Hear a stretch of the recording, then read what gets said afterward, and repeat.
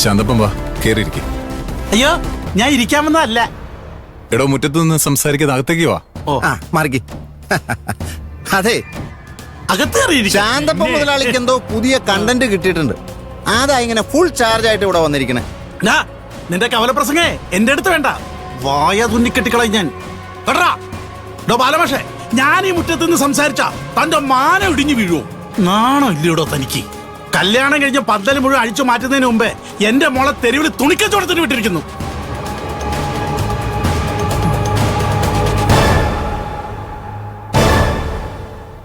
അപ്പൊ ഇതായിരുന്നല്ലേ ശാന്തപ്പൻ മാമന്റെ കണ്ടന്റ്. ഇനി വാദം തുടങ്ങാം, വാക്കുകൾ കൊണ്ടുള്ള തല്ല്. ശാന്തപ്പൻ മാമ മര്യാദയ്ക്ക് സംസാരിക്കണം. കച്ചവടത്തിന് പോകാൻ തീരുമാനിച്ചതേ ചാരുവാ.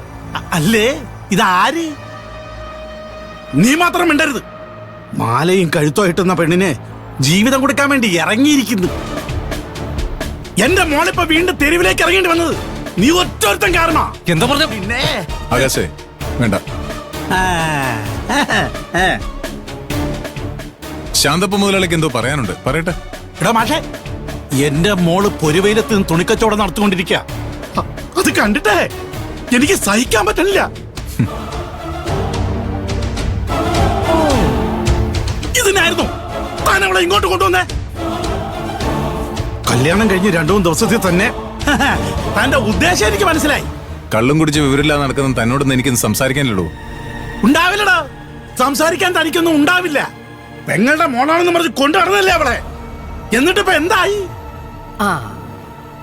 എടോ ശാന്തപ്പ, എന്റെ ചാരുമോൾ എന്നോട് എന്ത് ആവശ്യപ്പെട്ടാലും ഞാനത് ചെയ്തു കൊടുക്കും. പക്ഷേ ചാരുമോൾക്ക് സ്വന്തം കാലിൽ നിൽക്കുന്ന ഇഷ്ടം. സ്വന്തമായി സമ്പാദിക്കുന്ന അവളെന്നോട് ആഗ്രഹം പറഞ്ഞപ്പോ ഞാനത് സമ്മതിച്ചു കൊടുത്തു. ഞാനത് അവക്ക് കൊടുക്കുന്ന ഒരു ബഹുമാനമാണ്. അതെ, നാട്ടുകാർക്ക് മുഴുവൻ ക്ലാസ് എടുക്കുന്നവനല്ലേ താൻ. പെങ്ങളുടെ മോളെ ഈ കച്ചവടത്തിന് ഇറങ്ങിയ അത് കുടുംബത്തിന് മുഴുവൻ നാണക്കേടാണെന്ന് അവക്ക് താൻ ക്ലാസ് എടുക്കണമായിരുന്നു. അല്ലാതെ അവളെ കച്ചവടത്തിന് വിട്ടിട്ട് വെറുതെ ഇരുന്ന് തിന്നാമെന്ന് തീരുമാനിച്ചു അല്ലേ?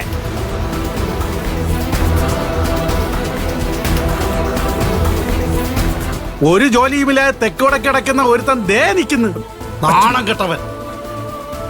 യവനൊക്കെ എന്റെ മോള് പണിയെടുത്ത് തിന്നാൻ കൊടുക്കണമായിരിക്കും. ശാന്തപ്പൻ മാമ, ബൈപ്പാസിൽ കൂടെ സ്മൂത്ത് ആയിട്ട് പോകുന്ന ഒരു വണ്ടി എന്തിനാ ടൗണിൽ കയറ്റി ഇങ്ങനെ ട്രാഫിക്കിൽ പെടുത്തുന്നത്?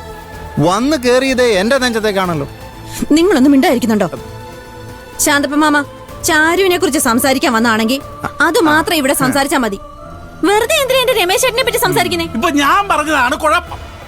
10 പൈസ സമ്പാദിക്കാൻ കഴിയില്ലാത്തവനാണ് അവൻ. അതിവിടെ എല്ലാവർക്കും അറിയുകയും ചെയ്യാം. ശാന്തപ്പ, നീ മര്യാദയ്ക്ക് സംസാരിച്ചോണം, ഇല്ലെങ്കിൽ നീ എന്റെ സ്വഭാവം അറിയും. നിങ്ങൾ അളിയനും കൂടി എന്ത് വേണോ സംസാരിച്ചോ. പക്ഷേ എന്റെ മരുമോനെ കുറിച്ച് എന്തെങ്കിലും പറഞ്ഞ ചൂലെടുക്കും ഞാൻ, പറഞ്ഞേക്കാം. ഇങ്ങനെ പറഞ്ഞാൽ എന്താ തെറ്റ്? സ്വന്തം വീട് അടച്ചുപൂട്ടി മോളും മരുമോനും ഇവിടെ വന്ന് നിൽക്കുന്നത് എന്തിനാ? ചാരുവിനെ ജോലിക്ക് വിട്ട് എല്ലാവർക്കും വെറുതെ ഇരുന്ന് തിന്നണം. ഡേ, ആ പാരമ്പര്യം എന്റെ കുടുംബത്തിനില്ല. നീ നാട്ടിലോട്ട് ഇറങ്ങിപ്പോയി ചോദിക്കടി, അവര് പറഞ്ഞു തരും. മോളെ പണിക്ക് വിട്ടിട്ട് വെറുതെ ഇരുന്ന് തിന്നുന്നത് ആരാന്ന്. ഹേമേ, മതി. ശാന്തപ്പ, ചാരുമോൾ ഇപ്പൊ കച്ചവടത്തിന് പോകാൻ കാരണം താൻ തന്നെ. നാട് മുഴുവൻ കടവാക്കി വെച്ചിട്ട് അത് ചോദിക്കാൻ വേണ്ടി അവിടെ അടുത്തേക്ക് പറഞ്ഞു വിട്ടാ അവള് പിന്നെ എന്ത് ചെയ്യും? തന്നെ പോലല്ല ചാരുമോള്, അഭിമാനിയാ. മറ്റൊരാളുടെ സഹായം അവള് സ്വീകരിക്കില്ല. തനിക്ക് ഒരുപാട് ന്യായങ്ങൾ പറയാൻ കാണും. ഇനി എന്റെ മോള് കച്ചവടം പറഞ്ഞ് തെരുവി നിൽക്കുന്ന കണ്ട അവളെ അപ്പത്തന്നെ ഞാൻ വീട്ടിലോട്ട് വിളിച്ചോണ്ടോ. പിന്നെ പെങ്ങടെ മോളാണെന്നും പറഞ്ഞ് അങ്ങോട്ട് കയറി വന്നേക്കരുത്. ആടി കുഞ്ഞോളെ, അങ്ങോട്ട് വരടാ.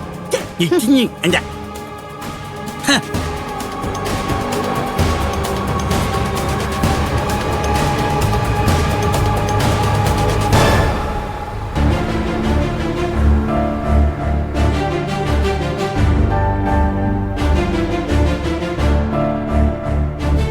കിട്ടിയല്ലോ അല്ലേ? തുണിക്കച്ചവടം എന്ന് പറഞ്ഞ് ഇറങ്ങിയപ്പോഴേ ഞാൻ പറഞ്ഞതാ തറവാടിന് ചീത്ത പേരുണ്ടാക്കുമെന്ന്.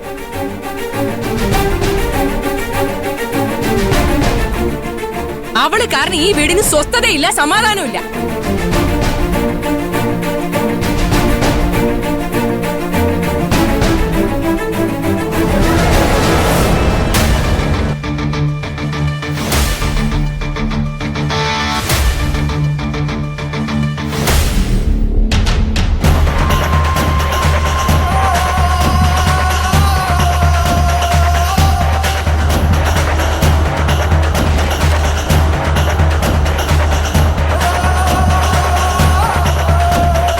മാഷേ,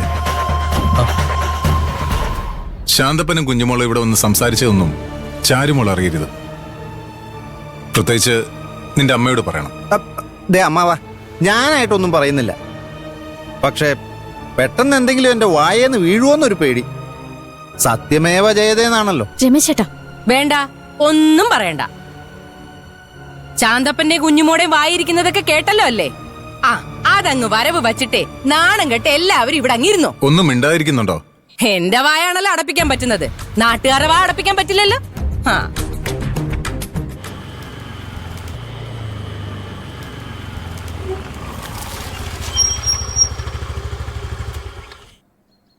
ആ വന്നല്ലോ.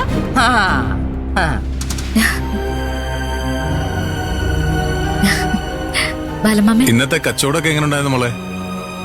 നന്നായിരുന്നു ബാലമാമേ. സ്റ്റോക്ക് ഒക്കെ എടുക്കേണ്ടി വരും. കല്യാണം കഴിഞ്ഞ് കച്ചവടത്തിന് പറഞ്ഞയച്ച നമ്മളെ നാട്ടുകാർ എന്തൊക്കെ പറഞ്ഞു കൂടെ ചോദിക്കേ. ഹേമേ, ദേവി ഇത് നിന്റെ ആ തിരുവായ നടച്ചു വെക്കോ? ആ അതെ അതെ. ബാലമാമേ, ഇന്നത്തെ കളക്ഷനാ.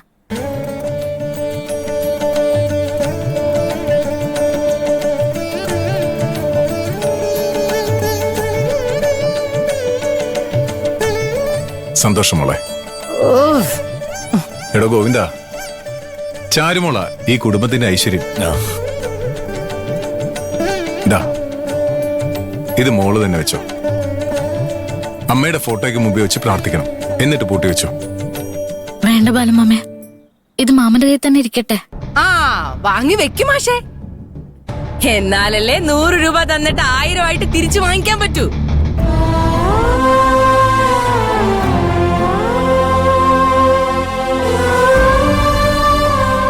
ഓരോന്നായിട്ട് പറ്റിച്ചു വാങ്ങിക്കാനുള്ള അടവുമായിട്ട് വന്നിരിക്കുക.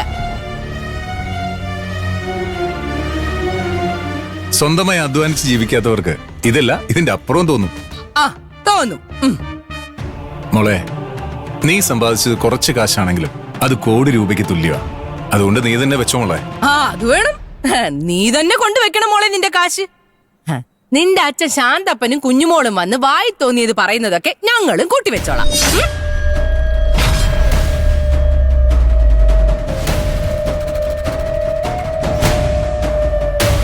ഹേമേ, നിന്നോട് ഞാൻ പറഞ്ഞ മിണ്ടായിരിക്കാൻ. ഞാനാണല്ലോ ഇവിടെ മിണ്ടാതിരിക്കേണ്ടവളല്ലേ?